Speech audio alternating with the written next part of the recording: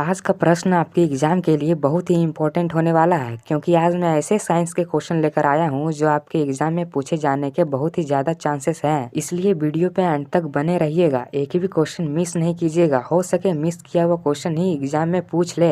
अगर चैनल पर नए हो तो सब्सक्राइब और एक लाइक ज़रूर कीजिएगा। मैं इसी तरह का इम्पोर्टेंट क्वेश्चन आपके लिए डेली लाता रहता हूँ आपकी तैयारी बेहतर करने के लिए, इसलिए चैनल को सब्सक्राइब जरूर कीजिएगा। तो बिना देर किए आपका पहला प्रश्न शुरू करते हैं। आपका पहला प्रश्न है, किसी रासायनिक यौगिक की सबसे छोटी इकाई क्या होती है? ऑप्शन है परमाणु, इलेक्ट्रॉन, प्रोटॉन या फिर अणु।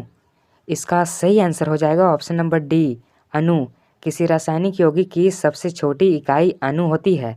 याद में रख लीजिएगा, इम्पोर्टेंट क्वेश्चन है। अगला प्रश्न है, गन पाउडर मिश्रण होता है। इसका सही आंसर हो जाएगा ऑप्शन नंबर सी, सोरा, गंधक और लकड़ी के कोयले का मिश्रण होता है गन पाउडर में। याद में रख लीजिएगा, ये भी इम्पोर्टेंट क्वेश्चन हो सकते हैं आपके एग्जाम के लिए। अगला प्रश्न है, हाइपो जिसका उपयोग फोटोग्राफी में होता है उसे रासायनिक तौर पर क्या कहते हैं? ऑप्शन है silver bromide, sodium thiosulphate, sodium phosphate या फिर सोडियम नाइट्रेट। इसका सही आंसर हो जाएगा option number B, sodium thiosulphate. अगला प्रश्न है, प्राकृतिक रबड़ को कठोर तथा उछालने योग्य बनाने के लिए किस पदार्थ को मिलाया जाता है? ऑप्शन है पेट्रोल की जेली को, सल्फ्यूरिक अम्ल को, गंधक को या फिर स्पंज को। इसका सही आंसर हो जाएगा ऑप्शन नंबर सी, गंधक को। प्राकृतिक रबड़ को कठोर तथा उछालने योग्य बनाने के लिए गंधक मिलाया जाता है। अगला प्रश्न है, किण्वन प्रक्रिया में निम्नलिखित में से किसका उत्पादन आवश्यक रूप में होता है? इसका सही आंसर हो जाएगा option number A, ethyl alcohol का। किण्वन प्रक्रिया में इथाइल अल्कोहल का आवश्यक रूप में उत्पादन होता है। अगला प्रश्न है, सोडियम को मिट्टी के तेल में क्यों रखा जाता है? इसका सही आंसर हो जाएगा ऑप्शन नंबर बी, हवा में इसका ऑक्सीकरण होने लगता है, इसलिए इसे मिट्टी के तेल में रखा जाता है। याद में रख लीजिएगा, मोस्ट इम्पोर्टेंट क्वेश्चन है। अगला प्रश्न है, बैटरी बनाने में किस अम्ल का उपयोग होता है? ऑप्शन है सल्फ्यूरिक अम्ल, नाइट्रिक अम्ल, हाइड्रोक्लोरिक अम्ल या फिर एसिटिक अम्ल। इसका सही आंसर हो जाएगा ऑप्शन नंबर ए, सल्फ्यूरिक अम्ल। बैटरी बनाने में सल्फ्यूरिक अम्ल का उपयोग होता है। आपके एग्जाम के लिए हर एक क्वेश्चन इंपॉर्टेंट है, इसलिए एंड तक बने रहिएगा, एक भी क्वेश्चन मिस नहीं कीजिएगा। अगर चैनल पर नए हो तो सब्सक्राइब और एक लाइक जरूर कीजिएगा। मैं इसी तरह का इंपॉर्टेंट क्वेश्चन आपके लिए डेली लाता रहता हूँ आपकी तैयारी बेहतर करने के लिए, इसलिए चैनल को सब्सक्राइब जरूर कीजिएगा। अगला प्रश्न है, खनिजों एवं चट्टानों में कौन सा तत्व सबसे अधिक पाया जाता है? ऑप्शन है कार्बन, सिलिकॉन, हाइड्रोजन या फिर बोरोन। इसका सही आंसर हो जाएगा ऑप्शन नंबर ए, कार्बन। खनिजों एवं चट्टानों में सबसे अधिक मात्रा में कार्बन पाया जाता है। अगला प्रश्न है, समुद्र के पानी से नमक निकालने के लिए निम्नलिखित में से कौन सी विधि अपनाई जाती है? ऑप्शन है ऊर्ध्वपातन, वाष्पीकरण, क्रिस्टलीकरण या फिर आसवन। इसका सही आंसर हो जाएगा ऑप्शन नंबर बी, वाष्पीकरण। समुद्र के पानी से नमक निकालने के लिए वाष्पीकरण का उपयोग किया जाता है। अगला प्रश्न है, सिरके की प्रकृति अम्लीय किसके कारण होती है?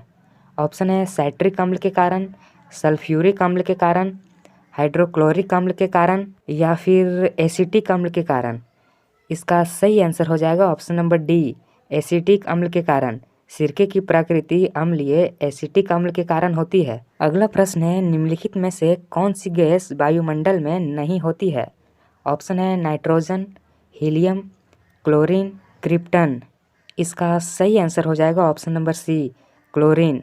अगला प्रश्न है, पोटेशियम क्लोरेट को गर्म करने पर क्या होता है? ऑप्शन है नाइट्रोजन गैस निकलती है, ऑक्सीजन गैस निकलती है, हाइड्रोजन गैस निकलती है या फिर इनमें से कोई नहीं। इसका सही आंसर हो जाएगा option number B, oxygen gas निकलती है। पोटेशियम क्लोरेट को गर्म करने पर ऑक्सीजन गैस निकलती है। अगला प्रश्न है, किस अम्ल का उपयोग निर्जलीकरण कारक के रूप में किया जाता है? इसका सही आंसर हो जाएगा ऑप्शन नंबर बी, सल्फ्यूरिक अम्ल का उपयोग निर्जलीकरण कारक के रूप में किया जाता है। अगला प्रश्न है, टेलीविज़न का आविष्कार किसने किया? इसका सही आंसर हो जाएगा ऑप्शन नंबर ए, जे.एल. बेयर्ड ने। अगला प्रश्न है, हड्डियों और दांतों में जो रासायनिक पदार्थ विद्यमान रहता है उसे क्या कहते हैं? ऑप्शन है calcium chloride, calcium borate, calcium phosphate या फिर कैल्शियम सल्फेट। इसका सही आंसर हो जाएगा option number C, calcium phosphate. हड्डियों और दांतों में जो रासायनिक पदार्थ रहते हैं उसे कैल्शियम फास्फेट कहते हैं। अगला प्रश्न है, लाल रंग का गुलाब हरी रोशनी में कौन सा दिखाई देता है? ऑप्शन है पीला, गुलाबी, काला या फिर लाल। इसका सही आंसर हो जाएगा ऑप्शन नंबर सी, काला। लाल रंग का गुलाब हरी रोशनी में काला रंग का दिखाई देता है। अगला प्रश्न है, दूध की शुद्धता किस यंत्र द्वारा नापी जाती है? ऑप्शन है मैनोमीटर, हाइड्रोमीटर, लैक्टोमीटर या फिर फेदोमीटर। इसका सही आंसर हो जाएगा option number C, lactometer. Lactometer द्वारा दूध की शुद्धता को मापा जाता है। अगला प्रश्न है, डायनमो का कार्य है? इसका सही आंसर हो जाएगा ऑप्शन नंबर बी, यांत्रिक ऊर्जा को विद्युत ऊर्जा में परिवर्तन करता है डायनमो। अगला प्रश्न है, सबसे हल्की धातु कौन सी होती है? ऑप्शन है लिथियम, इरिडियम, एल्युमिनियम या फिर ओस्मियम। इसका सही आंसर हो जाएगा ऑप्शन नंबर ए, लिथियम। सबसे हल्की धातु लिथियम होती है। अगला प्रश्न है, ध्वनि की गति सर्वाधिक होती है? ऑप्शन है वायु में, जल में, निर्वात में या फिर स्टील में। इसका सही आंसर हो जाएगा ऑप्शन नंबर बी, जल में। ध्वनि की सर्वाधिक गति जल में होती है। अगला प्रश्न है, जब किसी धातु को गर्म किया जाता है तो उसका घनत्व? ऑप्शन है बढ़ जाता है, कोई अंतर नहीं होता है, कम हो जाता है या फिर उपयुक्त सभी। इसका सही आंसर हो जाएगा ऑप्शन नंबर सी, कम हो जाता है।